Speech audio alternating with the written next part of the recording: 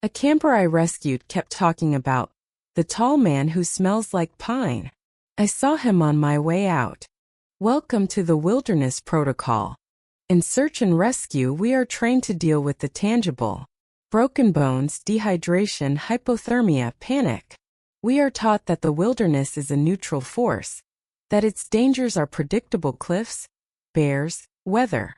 We are taught to trust our maps, our compasses, our training.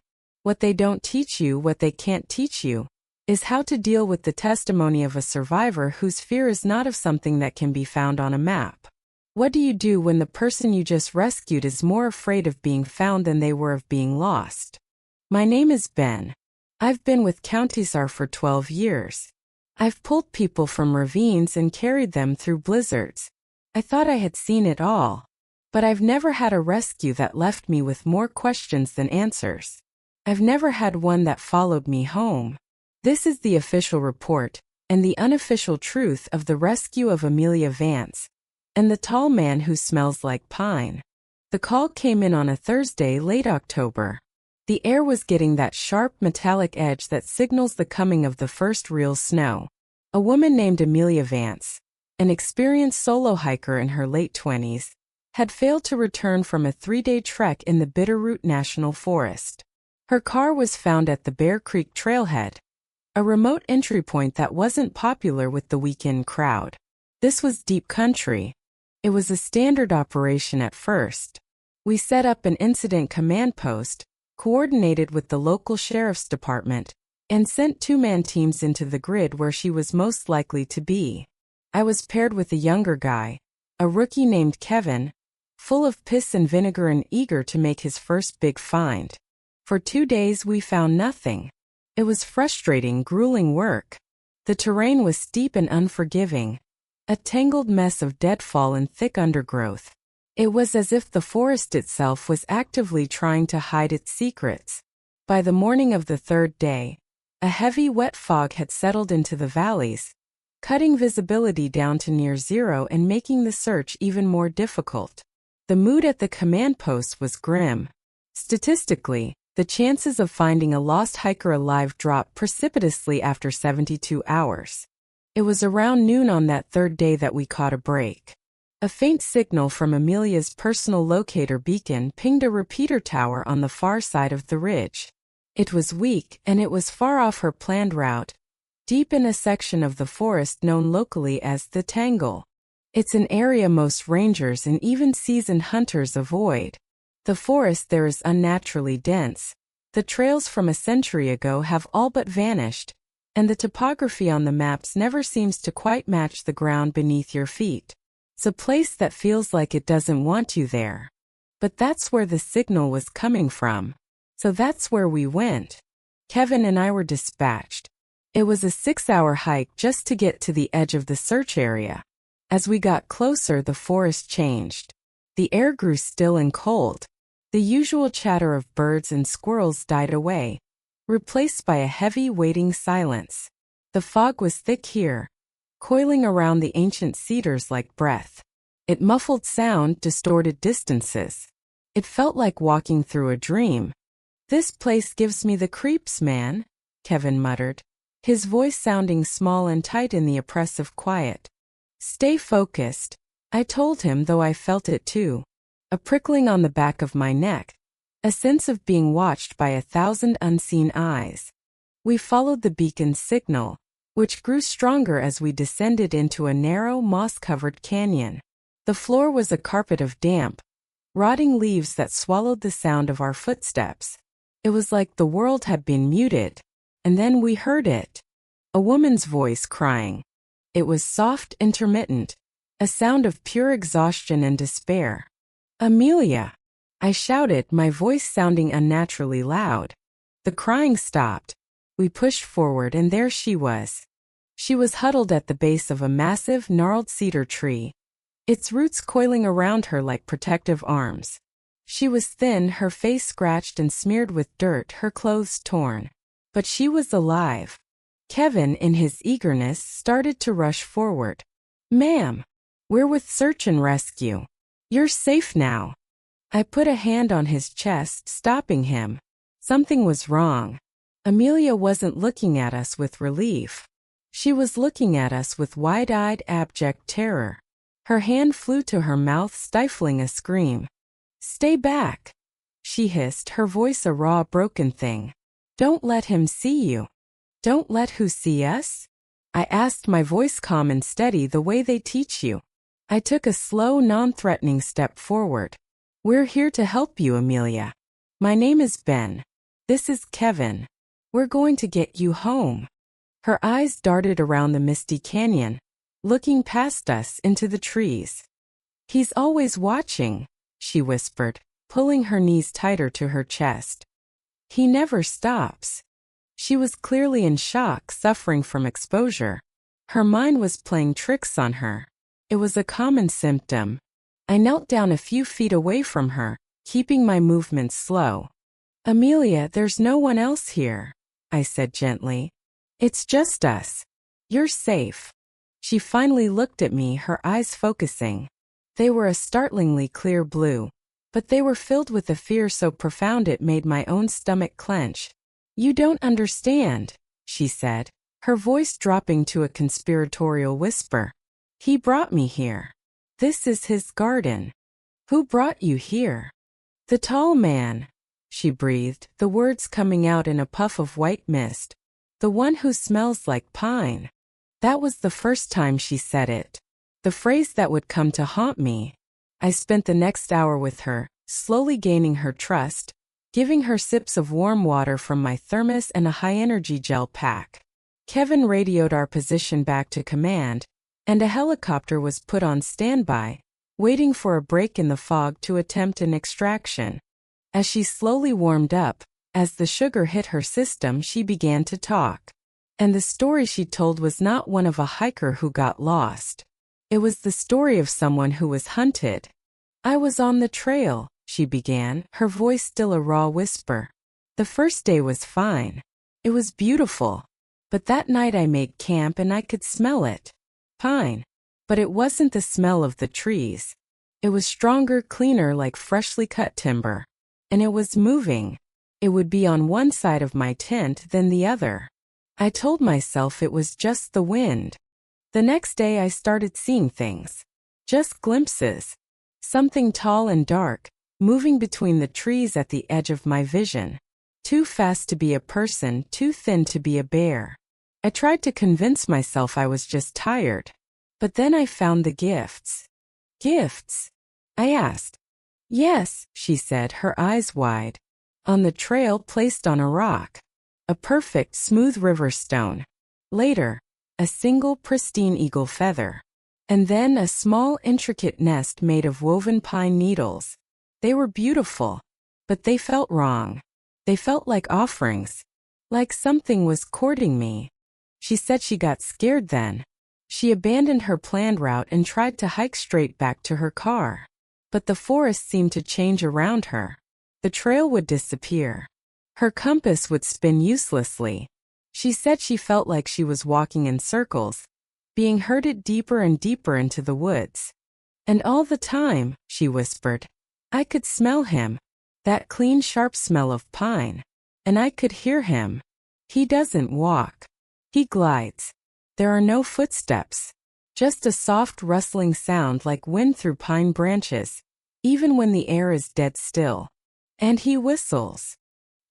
"He whistles?" "Yes. A simple three-note tune. Over and over. It's a lonely sound. A sad sound. Gets inside your head. Last night he was close. I was hiding in a thicket and I saw him. He was standing in a moonbeam." "What did he look like, Amelia?" I asked, my professional curiosity mixing with a growing sense of dread. She started to tremble, her gaze unfocusing. "He's tall. So tall his head is always in the high branches.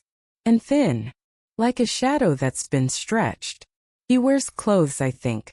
Dark, old-fashioned clothes like a farmer or a woodsman from a long time ago. But you can't see his face. Just a blur. A smudge of darkness where a face should be. But you can feel him looking at you. And he just stands there. And whistles his sad little song. He was waiting for me to come out. Did he speak to you? No, she said, shaking her head. He doesn't speak. He just offers. He leaves the gifts. He wants you to follow him. He wants you to come to his garden. He thinks it's a kindness. She broke down then, sobbing uncontrollably. Kevin and I exchanged a look. It was a classic case of exposure-induced psychosis, a terrifying but explainable hallucination brought on by fear and isolation.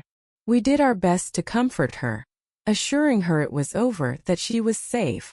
A few hours later, the fog lifted just enough for the helicopter to make a daring approach. They lowered a basket, and we strapped a trembling Amelia into it. I went up with her, while Kevin stayed behind to be picked up on the second pass. As the helicopter rose, lifting us out of the canyon, I looked down. The sea of trees spread out beneath us, and for a split second I saw it. Standing in the small clearing where we had found Amelia, next to the gnarled cedar tree, was a figure. It was tall, impossibly thin and dark. It was looking up at us. I couldn't make out a face, but I could feel its gaze, a sense of cold, ancient longing. And then the fog swirled back in, and it was gone. I blinked, my heart hammering. It was a trick of the light, I told myself. A shadow. My own mind, influenced by her story, was playing tricks on me. It had to be. The rescue was deemed a success. Amelia was taken to the hospital, treated for dehydration and mild hypothermia, and released the next day. In her official debriefing with the sheriff, she never mentioned the tall man. She just said she got lost. She was probably embarrassed, ashamed of the things her terrified mind had conjured in the woods. Case closed. But it wasn't closed for me. The image of that tall, dark figure was burned into my mind, and the way she had described him, it felt too specific, too detailed for a simple hallucination. Out of a morbid curiosity I couldn't explain, I started digging through the old SR archives. Our county has been running rescue operations in these mountains for almost a century. The old reports are all handwritten, filed away in dusty boxes in the basement of the station. I was looking for patterns. I found them. 1988. Missing person John Peterson. Found after 4 days, suffering from exposure. His debrief is almost a word-for-word match for Amelia's. He talked about being courted by a shadow man, who left him gifts of polished stones and bird feathers. He said the man smelled clean like a fresh-cut Christmas tree. He never hiked again. 1965. Missing person. A family of 4, the Millers. Only the father, Robert Miller, was found alive. He was discovered in a state of catatonia, clutching a small, intricately woven basket made of pine needles. When he finally became lucid, he spoke of a gentle giant who had offered to show his family a quiet place. He said his wife and 2 children had followed the music into the fog and had not come back. Their bodies were never found. Robert Miller spent the rest of his life in a psychiatric institution. 1934. Missing person. A fur trapper named Silas Croft. His journal was found in an abandoned lean-to. In his final entry he wrote, "The pine-scented one has been leaving gifts at my traps. Not animals. Just things. A perfect quartz crystal. A raven skull bleached white. I believe he is lonely. I believe he thinks he is being kind. Tonight, I can hear him whistling outside my shelter. A sad 3-note tune. I am not afraid. I am tired of this world. I think I will go with him." He was never seen again. My blood ran cold as I read the entries. This wasn't a hallucination. This was the local legend. A protocol that was never written down. A presence in these woods that had been interacting with lost souls for generations. A thing that saw its own predatory nature as a form of kindness. I tried to put it out of my mind. I focused on my work. But every time I went into the backcountry I felt it. The sense of being watched. Every time I smelled the clean, sharp scent of pine my stomach would clench. I started avoiding the tangle, the deep woods where we had found Amelia. About a month after the rescue, I got a call. It was the county sheriff. "Ben," he said, his voice grim, "we've got a problem. It's Amelia Vance." "What happened?" I asked, my heart starting to pound. "Is she okay?" "She's missing again," the sheriff said. "Her car was found this morning, parked at the same trailhead, Bear Creek." "No," I whispered. "Looks like she went back in, Ben. Intentionally. She left a note on the dashboard." "What did it say?" The sheriff paused, then read from the note. His voice was flat, confused. "It just says, 'I'm sorry. I miss his song. I'm going back to the garden.'" A search was launched, but it was a formality. I knew we wouldn't find her. Not the version of her we knew, anyway. She hadn't gotten lost this time. She had answered a call. She had accepted the gift. I volunteered for the search, of course. I had to. I felt a twisted sense of responsibility.